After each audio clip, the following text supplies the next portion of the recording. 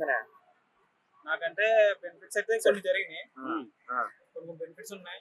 అంటే ఇళ్ళ స్థలాలు వచ్చినాయి మాకు, ఉమ్, అదొకటే జరుగుతుంది. మా డాడీకి పెన్షన్ వస్తుంది. ఓకే. ఇంటికి వచ్చి ఇస్తున్నారా? ఆ ఇంటికి వచ్చేసి. ఓకే. ఇది తప్ప మిగతా ఏం జరగలేంటారు?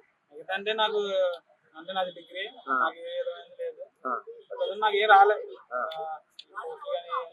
గవర్నమెంట్ పోస్ట్ కూడా ఏం పర్లేదు కదా, ఏం లేవు. ఓకే. సో గతంలో చూసుకుంటే 2019 నుంచి 2014 నుంచి 19 వరకు చూసుకుంటే కరెంట్ బిల్లులు 500 వచ్చేది. కానీ ఇప్పుడు జగన్ గారి పరిపాలన చూసుకుంటే 1500 నుంచి 2000 వస్తుందండి కదా. దాని మీద మీ అభిప్రాయం ఏంటి? అంటే యూనిట్ రేట్ పెరిగిపోయింది. మన తయారు తగ్గిపోవడం వల్ల ఏంటంటే బయట నుంచి కొనుక్కోవడం ఇవన్నీ, నెక్స్ట్ ట్యాక్స్లు ఉన్నాయి కదా, జిఎస్టీ మన గవర్నమెంట్ వేస్తుంది, సెంట్రల్ వేస్తుంది, మరి ఇవన్నీ కలుపుకుని ఇంకా అలా పెరిగింది. సో ఒక రాష్ట్రంలో ఆర్బీఐ కార్యాలయం లేకపోవడంపై మీ అభిప్రాయం ఏంటి? సో సూపర్ 6 పథకాలు పెట్టారు కదా బాబు గారు, సో మీకు ఎలా అనిపించింది? పర్లేదు, వర్తే. చేస్తారనుకుంటున్నారా? కంపల్సరీ చేస్తారు కదా. అంటే మన పాస్ట్ లో చూసుకుంటే ఆయన గత చేసిన పరిపాలనలో ఎక్కడ కూడా అన్ని పర్ఫెక్ట్ జరిగింది.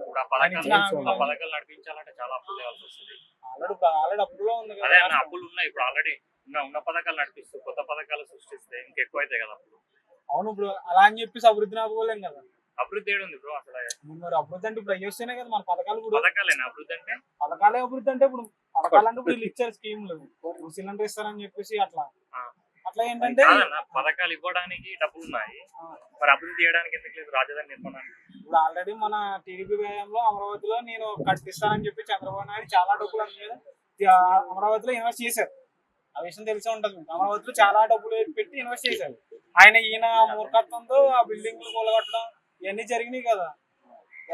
ఇప్పుడు మన జిల్లా కూడా పెద్దది అమరావతిలో కట్టారు, అవన్నీ ఎందుకు కూలగొట్టించారు? మరి అవన్నీ లాసే కదా గవర్నమెంట్ కి.